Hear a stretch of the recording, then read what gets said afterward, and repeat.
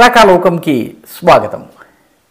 Saudi Arabia ఇస్లాంకి కంచుకోట, నిజానికి ఇస్లాం ఆవిర్భవించినటువంటి భూమి, అదేవిధంగా ఇస్లాంకి అత్యంత పవిత్రమైనటువంటి మక్కా మదీనా వంటి క్షేత్రాలు ఉన్నటువంటి ప్లేస్ అయినటువంటి సౌదీ అరేబియా ఇప్పుడు ఒక విభిన్న కారణంతో వార్తల్లో ఉంది.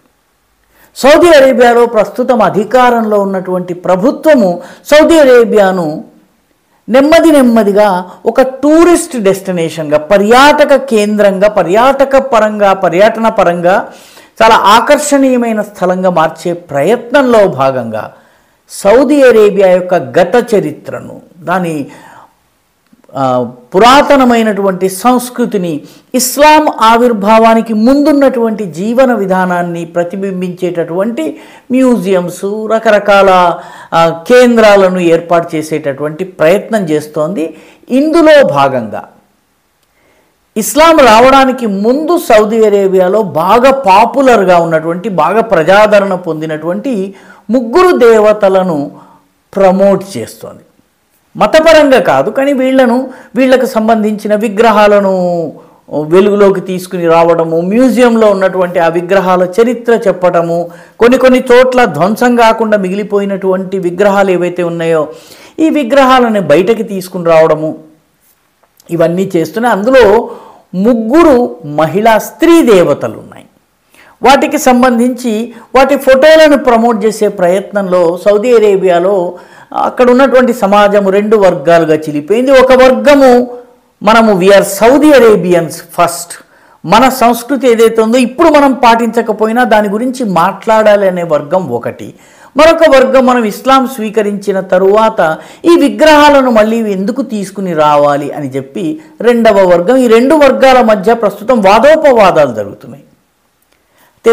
సౌదీ అరేబియాని పరిపాలిస్తున్నటువంటి మహమ్మద్ బిన్ సల్మాన్ ఎంబీఎస్ అంటారు. ఈయన మాత్రము సౌదీ అరేబియాని టూరిస్ట్ ప్లేస్గా మార్చేందుకు, టూరిజంని ఆకర్షించేందుకు, ప్రపంచవ్యాప్త పర్యాటకుల్ని ఆకర్షించేందుకు ఈ ప్రీ ఇస్లామిక్ విగ్రహాలు ఏవైతే ఉన్నాయో దేవీ దేవతలవి, వాటిని ప్రమోట్ చేసే పనిలో పడ్డారు. మతపరంగా చూడొద్దు, కేవలం టూరిజం పరంగా చూడండి అని ఆయన వాదిస్తున్నారు. 3 దేవతలు చాలా ఆసక్తికరమైనటువంటి, ఒక దేవత పేరు అల్ లాట్, మరొక దేవత పేరు అల్ మన్నత్, 3వ దేవత పేరు అల్ ఉజ్జా. ఈ 3లో ఈ అల్ ఉజ్జా అనేటటువంటి దేవత సింహం మీద లేదా పెద్ద పులి మీద కూర్చుంటుంది. ఆమె ఎర్రటి దుస్తులు ధరిస్తుంది, సింహం మీద కూర్చుని ఉంటుంది, మన పార్వతమ్మ వారిలాగాను. 2వ దేవత ఎవరైతే అల్ లాట్ ఉన్నారో ఈ అల్ లాట్ తెల్లని దుస్తులు ధరించి చేతిలో గ్రంథం లాంటిది పట్టుకుని ఉంటుంది, మన సరస్వతి అమ్మవారిలాగా. అదేవిధంగా 3వ దేవత అల్ ఉజ్జా ఎవరైతే ఉన్నారో ఈ అల్ ఉజ్జా అల్ మన్నత్ అనేటటువంటి దేవత 3వ దేవత. ఈ అల్ మన్నత్ అనే దేవత కోరిన కోర్కెలు తీర్చేటటువంటిది, సంపదలను ఇచ్చేది, లక్ష్మీ అమ్మవారు. అంటే మన 3 దేవతలు, 3 అమ్మలు ఎవరైతే ఉన్నారో మనకి లక్ష్మీ, సరస్వతి, పార్వతి, సరిగ్గా ఈ 3ని పోలినటువంటి అల్లాత్, అల్ మన్నత్, అల్ ఉజ్జా అనేటటువంటి 3 దేవతల విగ్రహాల్ని, వాళ్ళకు ఫోటోల్ని కానీ పెయింట్స్ని కానీ చూడగానే లక్ష్మీ, పార్వతి, సరస్వతిలకి వీటికి ఉన్నటువంటి పోలిక చాలా స్పష్టంగా కనిపిస్తుంది. సౌదీ అరేబియా ప్రభుత్వము ఇప్పుడు ఈ విగ్రహాలను మ్యూజియంలో, సౌదీ అరేబియాలో ఉన్నటువంటి యాంటిక్విటీస్ మ్యూజియం అని రియాద్లో ఉంది. ఈ మ్యూజియంను మినిస్ట్రీ ఆఫ్ కల్చర్, సౌదీ అరేబియాకి చెందినటువంటి మినిస్ట్రీ ఆఫ్ కల్చర్ నిర్వహిస్తుంది. దాని అధీనంలో ఉన్నటువంటి ఈ మ్యూజియంలో ఈ విగ్రహాలను చాలా ప్రామినెంట్గా, ప్రధానంగా, ప్రముఖంగా అందరికీ కనపడేలాగా వాటిని ప్రొజెక్ట్ చేయడం జరుగుతోంది. ఈ మినిస్ట్రీ ఆఫ్ కల్చర్ ఏదైతే ఉందో దీనికి డైరెక్ట్గా, ప్రత్యక్షంగా దీని ఆజమాయిషీని మహమ్మద్ బిన్ సల్మాన్ చేస్తున్నారు.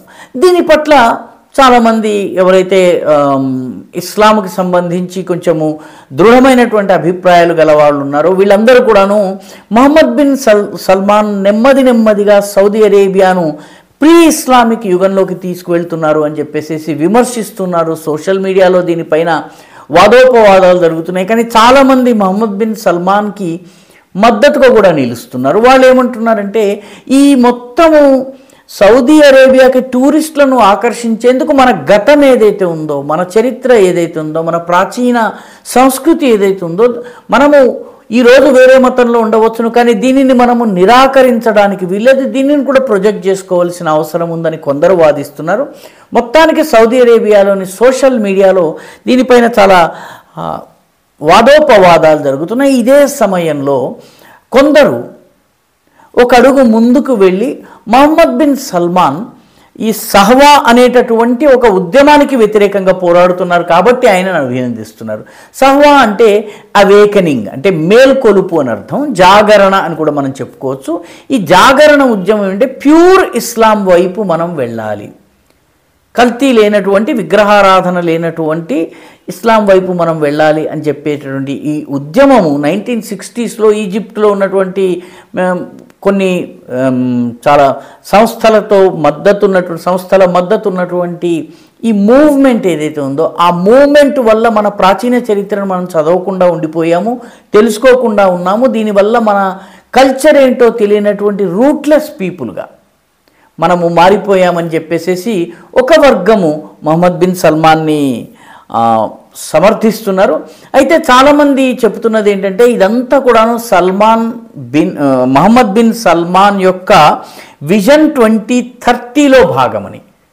ఆయన 2030 నాటికి సౌదీ అరేబియాని ఒక ఆధునిక దేశంగా మార్చి, ఒక పర్యాటక స్వర్గధామంగా మార్చి, పెట్టుబడులను ఆకర్షించగలిగేటటువంటి, రకరకాల కంపెనీలను ఆకర్షించగలిగేటటువంటి ఒక డెస్టినేషన్గా దీన్ని మార్చాలన్నటువంటి ప్రయత్నం చేస్తున్నారు.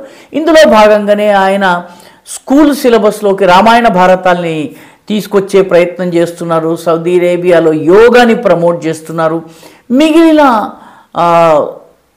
ఆలోచన విధానాలను కూడాను సౌదీ అరేబియన్ ప్రజలకు తెలిసేలా చేస్తున్నారు.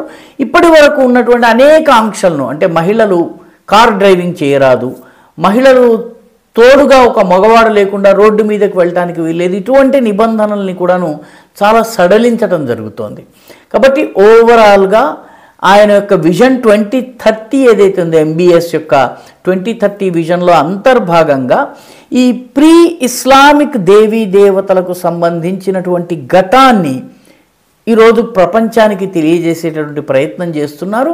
మన లక్ష్మీ సరస్వతి పార్వతికి అత్యంత సమీపంగా ఉన్నటువంటి లక్షణాల్లో, పోలికల్లో, విగ్రహ రూపంలో ఉన్నటువంటి పోలికల్ని చూస్తే ఒకానొక సమయంలో సౌదీ అరేబియా అంతా కూడాను హిందూ ధర్మము లేదా సనాతన ధర్మం వ్యాపించిందా అన్నటువంటి అనుమానాలు కూడా కలగక మానవు. ఈ వీడియో మీకు నచ్చినట్టయితే లైక్ చేయండి, షేర్ చేయండి, ఈ ఛానల్ సబ్స్క్రైబ్ చేయండి, మీ అభిప్రాయాన్ని కమెంట్ల రూపంలో తప్పనిసరిగా పంపించండి.